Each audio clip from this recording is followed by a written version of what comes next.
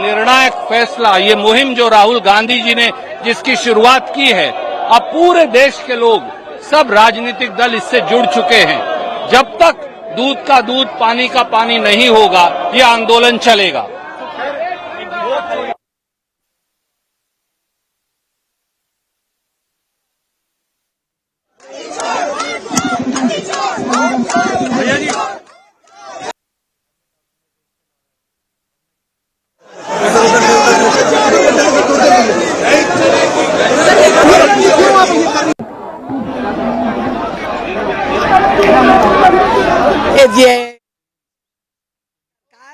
ये उनके पिट्टू नाच रहे हैं, रोक दिए तो तुम अपने ताकत पे नहीं ना, पुलिस के बल पे रोक रहे हो।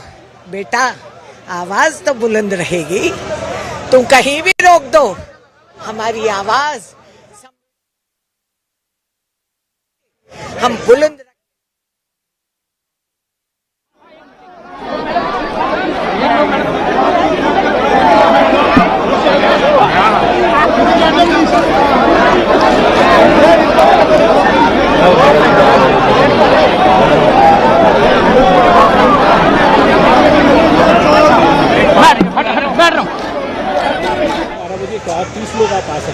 देखिए, मेरा खत कल चुनाव आयोग के लिए सीधा था और स्पष्ट तरीके से मैंने कहा था, लिखा था खत में कि सभी विपक्ष के सांसद शांतिपूर्वक मार्च कर रहे हैं पार्लियामेंट हाउस से लेकर निर्वाचन सदन तक, और सामूहिक तरीके से सारे सांसद इलेक्शन कमीशन को एक दस्तावेज पेश करना चाहते हैं एसआईआर को लेकर।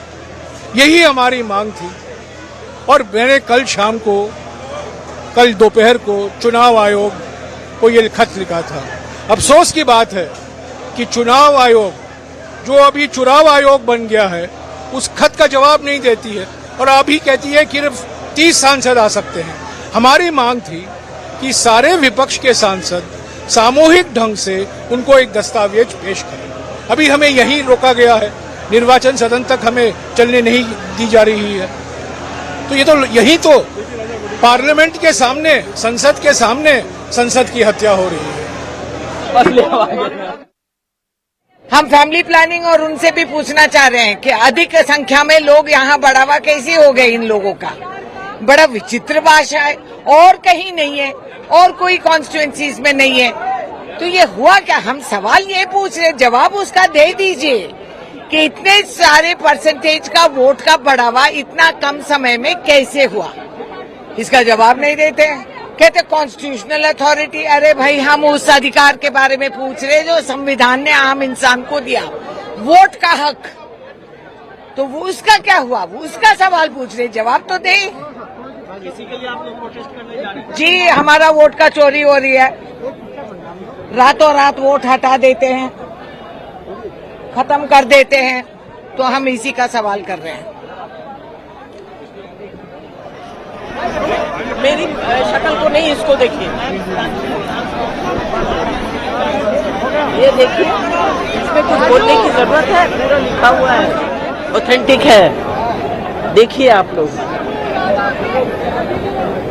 चुनाव आयोग की ओर विपक्ष मार्च कर रहे हैं, क्या कन्वे करना चाह रहे हैं? ये देखिए, यही कन्वे कर रहे हैं, चोरी बंद करो। हम चाहते हैं कि चुनाव आयोग जागे और इस बात को एक्सेप्ट करें कि जिस तरह वोटों की डकैती लगातार हो रही है और जिस तरह सभी उपचुनावों में और चुनावों में भी देखने को मिला है कि ये वोट प्रतिशत जो बढ़ा है, कुंदरकी विधानसभा का हम अभी ले रहे हैं कि जहाँ 77% बीजेपी वोट मिल रहा है, तो ये आखिरकार 77% बीजेपी वोट पहुंचा कैसे? ये अपने आप में दर्शाता है कि चुनाव आयोग आंखें मूंद कर बैठा हुआ है। मैसेज दे दिया, हम लोग मीटिंग, अरे आप लोगों के इसमें नहीं होगा। अगले जी इधर दिखाइए, इधर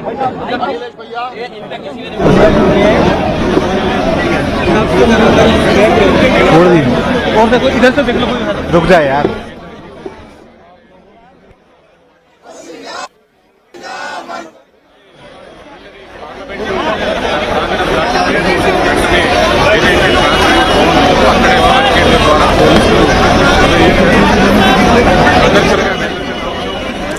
రైట్గా ఓట్ల చోరీ వ్యవహారంపై ఇండియా కూటమి ఎంపీలు చేపట్టిన ర్యాలీ ఉద్రిక్తతకు దారితీసింది. కూటమి ఎంపీల ర్యాలీని పోలీసులు అడ్డుకున్నారు. సంసద్ మార్గ్ను బ్లాక్ చేశారు పోలీసులు. దీంతో కూటమి ఎంపీలు ఆందోళన ఉధృతం చేశారు. ఎన్నికల సంఘం కేంద్ర ప్రభుత్వానికి వ్యతిరేకంగా పెద్ద ఎత్తున నినాదాలు చేస్తున్నారు. బారికేడ్లపైకి ఎక్కి పలువురు ఎంపీలు పోలీసుల తీరుపై ఆగ్రహం వ్యక్తం చేస్తున్న దృశ్యాలను మనం ఐ న్యూస్ స్క్రీన్ పై చూడవచ్చు. ఇక 30 మందికి మాత్రమే అనుమతి ఉందని ఈసీ చెప్పడంపై విపక్ష ఎంపీలు తీవ్ర స్థాయిలో మండిపడుతున్నారు. అందరం కలిసి ఎన్నికల సంఘం కార్యాలయానికి వస్తామని అల్టిమేటం జారీ చేశారు. తమకు అనుమతి ఇవ్వాలని పోలీసులను డిమాండ్ చేశారు. రోడ్డుపైనే బైఠాయించి పలువురు ఎంపీలు నిరసన చేపట్టారు. కొద్దిసేపటి క్రితమే तो आप क्या बात कर रहे हैं, क्या चीज मांगना चाह रहे हैं? और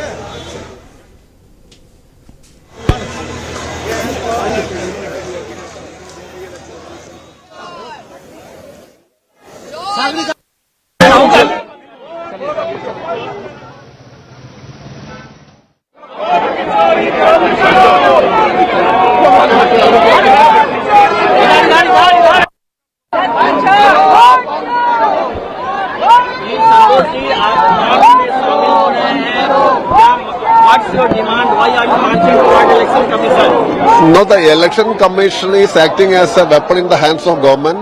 So this will destabilize the democratic system. So we are intensifying our fight against this fake electoral votes and all those things. So today there is a protest march to election commission office.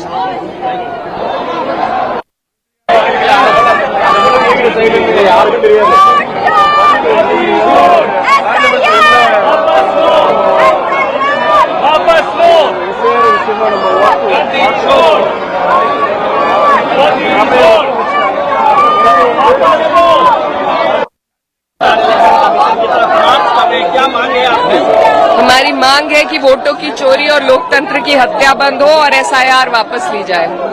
आपको लगता है कि मार्च के बाद election commission इस बात पर गौर करेगा? ये बहुत ही गंभीर आरोप है। इनको बहुत संवेदनशीलता से लेकर इन पर वापस लिए जाने चाहिए ये काम। वोट चोरी देखिए, ये तो स्पष्ट हो गया राहुल जी के प्रेस कॉन्फ्रेंस के बाद कि पूरे देश के पैमाने पर वोट की चोरी हुई है और ये जो सरकार मोदी जी की सरकार बनी हुई है ये चोरी से बनी है और इसी का विरोध करने के लिए हम लोग चुनाव आयोग तक जाएंगे।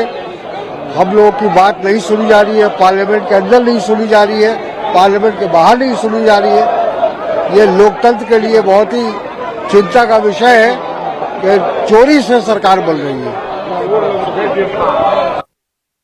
वोट चोरी देश के साथ देशद्रोह है, ये देखिए।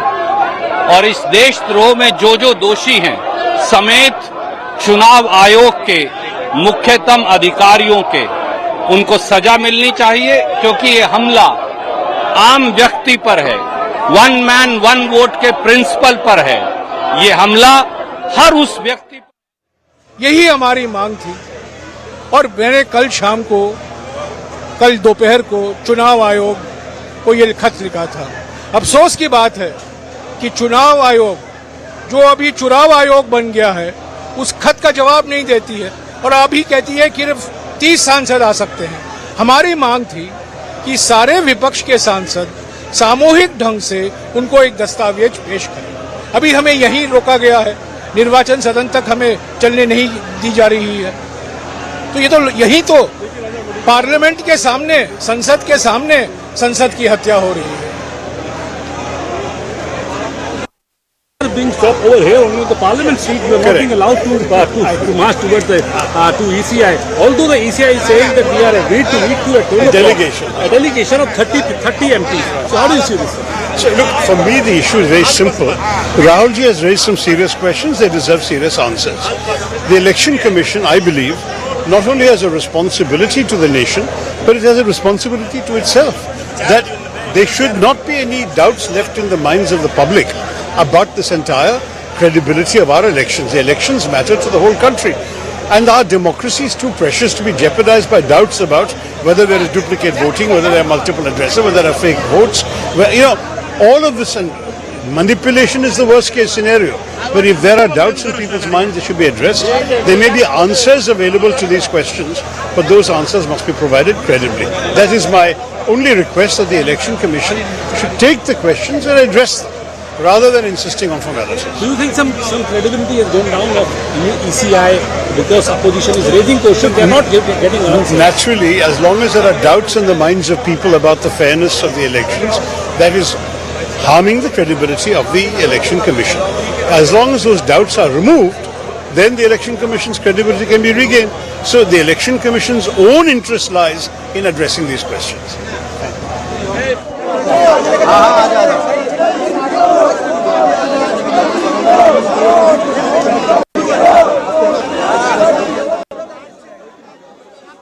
రైట్, మొత్తంగా ఓట్ల చోరీ వ్యవహారంపై ఇండియా కూటమి ఎంపీలు చేపట్టిన ర్యాలీ ఉద్రిక్త పరిస్థితులకు దారితీసింది. కూటమి ఎంపీల ర్యాలీని పోలీసులు ఎక్కడికక్కడ అడ్డుకుంటున్నారు.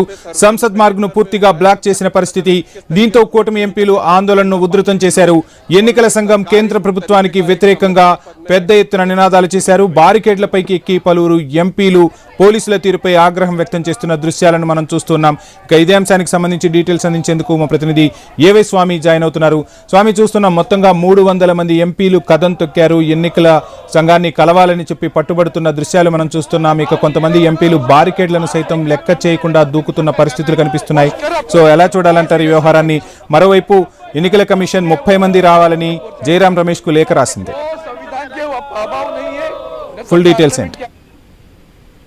వంశీ, కాంగ్రెస్ పార్టీ లోక్సభ పక్ష నేత రాహుల్ గాంధీ నేతృత్వంలో ఒకవైపు ఇండియా కూటమి నేతలు దాదాపుగా 300 మంది ఎంపీల వరకు కూడా ఈరోజు పార్లమెంట్ మకరధ్వజం నుంచి పెద్ద ఎత్తున కూడా ఎలక్షన్ కమిషన్ హెడ్ క్వార్టర్ కి, నిర్వాచన సదన్ కి వెళ్లడం కోసం పాదయాత్రగా బయలుదేరారు.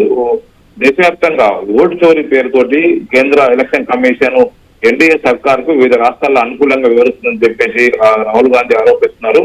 అందులో భాగంగానే రీసెంట్ గానే ఒక పవర్ ప్లాంట్ ప్రెజెంటేషన్ ద్వారా బీహార్ లో, అదేవిధంగా కర్ణాటకలోని బెంగళూరు సెంట్రల్ నియోజకవర్గంలో ఏ విధంగా ఓట్లను అదనంగా చేర్చారు, ఇక్కడ ఏ విధంగా ఓట్లను తీసివేస్తున్నారని సంబంధించి కూడా పెద్ద ఎత్తున కూడా ఎలక్షన్ కమిషన్ పైన రాహుల్ గాంధీ ఆరోపణలు చేస్తారు. అందులో భాగంగానే ఈ రోజు ఎలక్షన్ కమిషన్ కి వెళ్లి వివిధ పూర్తి ఆధారాలను బయట పెట్టాలని చెప్పేసి గతంలో ప్రకటించినటువంటి రాహుల్ గాంధీ వాటిని పూర్తిగా ఎలక్షన్ కమిషన్ అందజేయడం కోసం ప్రయత్నం చేస్తున్నారు. అందులో భాగంగానే ఈ రోజు పార్లమెంట్ నుంచి పెద్ద ఎత్తున ఒక ర్యాలీగా అక్కడికి వెళ్లాలని చెప్పేసి బయలుదేరారు. బయలుదేరిన వారందరినీ కూడా పోలీసులు అనుమతి లేదని చెప్పేసి ఒకవైపు పార్లమెంటు సెంట్రల్ విస్తారాలు వాళ్ళందరూ కూడా అడ్డుకోవడం జరిగింది. ఇటు నిర్వాచన సదనకు కేవలం 30 మందికి మాత్రమే ఎంపీలకు అనుమతిస్తామని చెప్పేసి కేంద్ర ఎలక్షన్ కమిషన్ ఉన్నతాధికారులు ఎంపీ జయరాం రమేష్ కు ఒక లేఖ రాయడం జరిగింది. కానీ మొత్తం అందరం కలిసి వెళ్తాము. ఒకవైపు దేశంలో ప్రతి పౌరుని యొక్క ఓటు హక్కు ఉన్నటువంటి ఓటు హక్కును ఎలక్షన్ కమిషన్ కాలరాస్తుంది. దీనిపైన ఎలక్షన్ కమిషన్ పైన యుద్ధం ప్రకటించినటువంటి రాహుల్ గాంధీ దేశవ్యాప్తంగా దీనిపై ఆందోళనకు పిలుపునిచ్చారు. ఇప్పటికే ఒక వెబ్మీడియా ద్వారా ఓటు చోరీ పేరుతో ఒక వెబ్ కాంటెంట్ నిర్వహించి దాంట్లో పెద్ద ఎత్తున కూడా దేశవ్యాప్తంగా పౌరులందరూ కూడా తమ స్పందన తెలియజేయాలని చెప్పేసి పిలుపునిచ్చారు. నిన్నటి నుంచి కూడా లక్షలాది మంది అందులో తమ ఫిర్యాదులు తెలియజేస్తున్నారు. కాంగ్రెస్ పార్టీ, అదేవిధంగా ఇటు ఇండియా కూటమిలో ఉన్నటువంటి వివిధ పక్షాల నేతలందరూ కూడా ఈ ర్యాలీలో హాజరయ్యారు. వీరందరినీ కూడా అడ్డుకోవడం కోసం ప్రయత్నం జరుగుతుంది. పెద్ద ఎత్తున కూడా దీనికి సంబంధించి పోలీసులను ఢిల్లీ పోలీసులు మోహరించారు. ఇక్కడ కూడా ఎలాంటి అవాంఛనీయ సంఘటనలు జరగకుండా జాగ్రత్త పడతారు. మరోవైపు అడ్డుకున్నటువంటి ఎంపీలందరూ కూడా ఒకవైపు బారికేడ్లు దూకి వెళ్లడం కోసం ప్రయత్నం చేస్తారు. దీంతో పోలీసులకు, అదేవిధంగా ఒకవైపు రాజకీయ నేతలకు మధ్య మాటల యుద్ధం ఒకవైపు కొనసాగుతుంది. దాదాపుగా 1 కిలోమీటర్ పార్లమెంట్ నుంచి 1 కిలోమీటర్ దూరంలో ఉన్నటువంటి కేంద్ర ఎలక్షన్ కమిషన్ ప్రధాన కార్యాలయం నిర్వాచన సదన్కి వెళ్లడం కోసం వారంతా కూడా బయలుదేరిన వారందరూ కూడా పోలీసులు అడ్డుకోవడంతో కూడా పరిస్థితి ఉద్రిక్తంగా మారింది. ఏఐసిసి అధ్యక్షులు మల్లికార్జున ఖర్గేతో పాటు మిగతా నేతలందరూ కూడా ఇందులో పాల్గొనడం కోసం వచ్చారు. దీంతో దాదాపు 300 మంది ఎంపీలు పాల్గొంటారని చెప్పేసి ముందుగానే తెలియడంతో కూడా ఢిల్లీ పోలీసులు అనుమతి లేదు, కేవలం 30 మందికి మాత్రం ఎలక్షన్ కమిషన్ అనుమతి ఇచ్చిందని చెప్పి చెప్పడంతో కూడా వీళ్ళందరూ కూడా వైపు వెళ్ళడం కోసం ప్రయత్నం చేస్తారు. మొత్తానికైతే ఇటు దీనికి సంబంధించి దేశంలో ఓట్ల రద్దుపై సంబంధించి త్వరలోనే ఒక అనుభవం తెలుస్తానని చెప్పేసి ప్రకటించినటువంటి పార్లమెంట్ లో ప్రధాన ప్రతిపక్ష నేత రాహుల్ గాంధీ రీసెంట్ గానే వివిధ ఆధారాలను బయటపెట్టే ప్రయత్నం చేస్తున్నారు. ఇటు బీహార్ లో ప్రధానంగా సర్వే తోటి వైపు ఇంటెన్సివ్ సర్వే పేరుతోటి ఒక ఓటర్లకు సంబంధించినటువంటి లిస్టుని ప్రక్షాళన చేస్తున్నారు. ఒకవైపు కొంతమంది ఓటర్ల పేరు తొలగిస్తారు. దాదాపు 65 లక్షల మంది ఓటర్లను తొలగించారని చెప్పేసి ఇప్పటికే ఆరోపించినటువంటి ఇండియా కూటమి నేతలు ఒకవైపు సుప్రీంకోర్టు అప్రోచ్ అయ్యారు. సుప్రీంకోర్టులో కేసు నడుస్తుంది. ఎలక్షన్ కమిషన్ కూడా దీనికి సంబంధించినటువంటి విషయంలో ఇప్పటికీ ఒక అఫిడవిట్ ఇచ్చింది. మేము ప్రతి ఓటర్ సంబంధించిన విషయంలో వారికి నోటీస్ ఇచ్చిన తర్వాత వారి సమస్యతోనే డబుల్ ఓటు ఉంటే వాటి తొలగిస్తున్నామని చెప్పి చెప్తున్నారు. మొత్తానికైతే ఇప్పుడు ఇండియా కూటమి నేతలు ఎన్డీఏ సర్కార్ పైన, ఎలక్షన్ కమిషన్ పైన పెద్ద ఎత్తున ఉద్యమ కార్యాచరణ తోటి ముందుకు సాగుతున్నారు. వంశీ, రైట్ స్వామి, మీరు చెప్పినట్టుగా మొత్తంగా చూస్తున్నాం దేశవ్యాప్తంగా కూడా ఈ వ్యవహారం అనేది ప్రకంపనలు రేపుతుంది. అన్ని రాజకీయ పక్షాలు కూడా అసలు ఏం జరుగుతుందా అని ఉత్కంఠతో ఎదురు చూస్తున్న పరిస్థితి. ఒకవైపు ఎన్నికల సంఘాన్ని రాహుల్ టార్గెట్ చేశారు, విపక్ష నేతలంతా కూడా రాహుల్కి మద్దతు తెలిపిన పరిస్థితి. ఈ మధ్య రాహుల్ పవర్ పాయింట్ ప్రెజెంటేషన్లు కూడా మనం చూసాం. సో